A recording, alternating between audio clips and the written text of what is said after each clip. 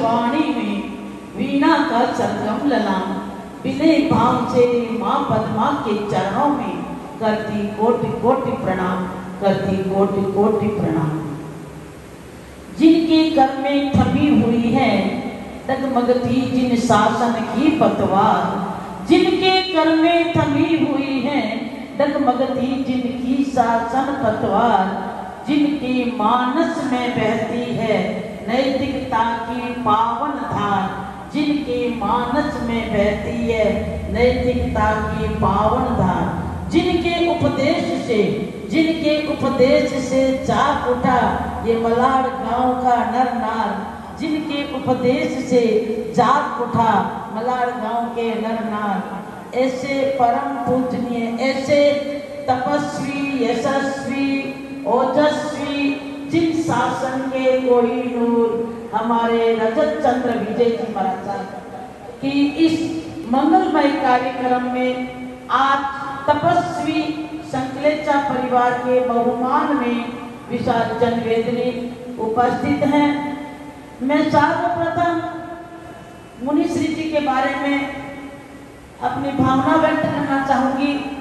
छोटी सी वय में मात्र 13 वर्ष की अल्प आयु में संयम ग्रहण कर इस पहाड़ों में बीच में घिरा हुआ, पहाड़ों के बीच में ये मल्हार, और मल्हार में जिन शासन का ये शेर की दहाड़ और तपस्या की बहार, जहां पर आ रही है तपस्या की बहार, ऐसा शुभ प्रसंग जो बना हुआ है, ऐसा एक अलौकिक अनुपम ये दृश्य जो देखने को मिला है, ये देख के मेरा मन अत्यधिक प्रसन्नचित्त हुआ।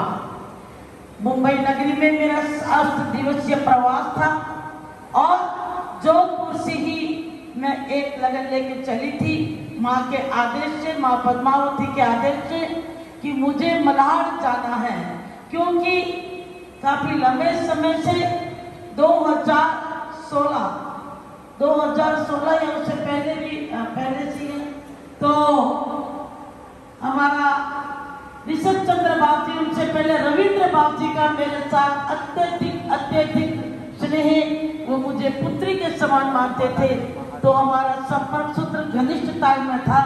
और 2016 का उज्जैन नगरी का एक बहुत सुंदर प्रसंग था।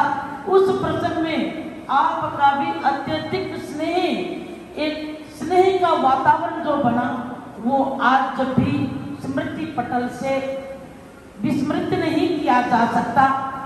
तो इस प्रकार से आत्मीय भाव, स्नेह भाव से भरपूर हमारे रजत चंद्र विजय जी महाराज जहां भी जाते हैं तो वहां तो ऑटोमेटिक ही चांदी हो जाती है। और अपने आप एक कार्यक्रम नहीं, सैकड़ों कार्यक्रम मैंने देखे।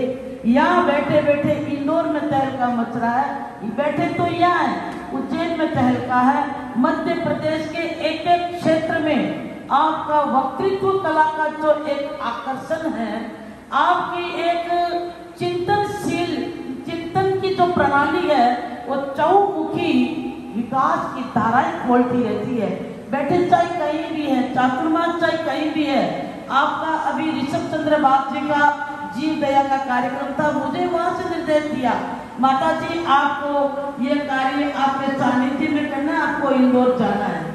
तो मैं सोच रही थी वहां बैठे मलाड में, अब इनको क्या लेना देना इंदौर से, क्या लेना देना उज्जैन से, लेकिन जिन शासन की प्रभावना में जहां जहां कार्य हो रहा है, जिन शासन की प्रभावना में मैं क्या कर सकता हूँ, ये अहम प्रतिपल प्रतिक्षण आपके चिंतन की धारा जो प्रभावित हो रही है, आने वाले समय में आपके इस व्यक्तित्व को देखते हुए हम इतना तो अनुमान लगा सकते हैं कि ये पाठ परंपरा, इस 3 तुई की पाठ परंपरा, ये राजेंद्र सूरी जी गुरुदेव की पाठ परंपरा, ये ऋषभ बाबू जी की पाठ परंपरा के ऐसे अलौकिक कोई नूर हीरे हमारे सामने है।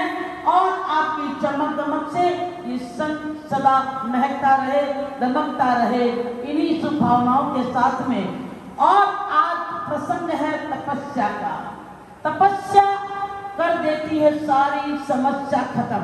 तपस्या से होती है जीवन की सारी समस्या खत्म। एक ऐसी तपस्या जो ऐसा साबुन है जो आत्मा पे रज पे जो भी कर्म रज जमे हुए हैं, क्रोध मान माया लोभ अभिमान आदि जो भी मेल हमारी आत्मा पे जमा हुआ है, इस साबुन से धुल के एकदम साफ हो जाता है, पवित्र हो जाता है। तन तो कंचन होता ही होता है, तन की बीमारी तो दूर होती है, लेकिन ये बीमारी मन की बीमारियां भी समाप्त हो जाती है। तन मन को पावन करने वाला एक अलौकिक तप है तपस्या। तो तपस्या की तपस्विनी बहन के लिए भी बहुत बहुत अनुमोदना करती हूँ और शासन माता से प्रार्थना करती हूँ कि ऐसी तपस्या आपके जीवन में और होती रहे। और अभी अभी जो नवयुग ने जो एक विजय तिलक का तपस्या के द्वारा इतने लोग बैठे हैं, सब के सब इनके बहुमान में आए हैं। इनके द्वारा जो आज अनमोल स्नेह भोजन रखा, प्रसादी रखी है, वो सब ग्रहण करने आए हैं। लेकिन तपस्या का विजय तिलक का लाभ आपने लिया है। ये देखिए, सर्वप्रथम तो सबसे ज्यादा अनुमोदना इन युग का करना चाहिए, युवा का करना चाहिए कि जहां से धरती का युवा जागृत है, वो देश, वो समाज, वो गांव आगे की ओर बढ़ेगा। क्योंकि यह प्रवचनकार भी युवा है, तो युवा जागृत। आज इनका चातुर्मास का सार कहे तो आपका सार में ये निचोड़ आता है कि आपने युवकों को ऐसे जागृत किया है। तो मैं बहुत बहुत अनुमोदना करती हूँ आपकी। और आपकी 28 तक आपने 6 किया है, लेकिन ब्याज सही जितना लेट होगा तो ब्याज छूट जाएगा। तो ब्याज से 28 तक करके अष्ट कर्मों को नष्ट करने की कोशिश करना। दो मेरी तरफ से। तो अपने अष्ट कर्मों का नष्ट करने के लिए, और जब आपका 28 तक हुए मैं अपना नंबर देके जाऊंगी और आपके अनुमोदना का मैं वहां से संदेश भेजूंगी। मैं जहां भी रहूंगी संदेश जरूर भेजूंगी। ऐसा आपके लिए एक अनमोल गिफ्ट मेरी तरफ से। तो मैं तपस्वी का अनुमान बहुत बहुत बहुमान करती हुई, और अब मैं इतना ही कह करके कि हम बहुत ही भाग्यशाली हैं, किस्मतशाली हैं। एक सूचना के साथ में मैं अपना, क्योंकि आज तपस्वियों को ज्यादा देर हम खड़े नहीं रखना चाहती, तो मैं एक सूचना, विश्व का प्रथम 109 चंदन पास पद्मावती धाम, 109 पद्मावती माता की प्राण प्रतिष्ठा 2011 में हो चुकी। अब जो प्रतिष्ठा है 108 पारसनाथ भगवान, जो मूल नायक भगवान 108 पारसनाथ जो शास्त्र युक्त हैं, उनकी प्रतिष्ठा 2023 3 मई को होने जा रही है।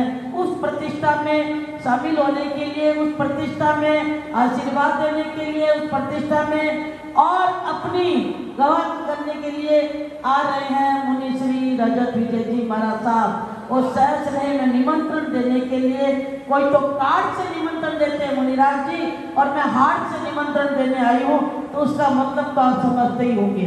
तो हार्ट से निमंत्रण देने के लिए मैं स्वयं आपके पास पहला निमंत्रण आपको दिया है अभी मैंने। तो मैं इस मंगलमय में आप सभी को भी उस प्रतिष्ठा में निमंत्रण देने आई हूँ। हमारे भैया सूर्य जी पगारिया माध्यम बने, कल का प्रवास वहाँ था मेरा, और आज पुनः मुनि श्री के चरणों से निवेदन करते हुए, आप सबको आमंत्रण देते हुए पुनः जोधपुर की ओर आप जब भी आए उस महातीर्थ का दर्शन जरूर करना।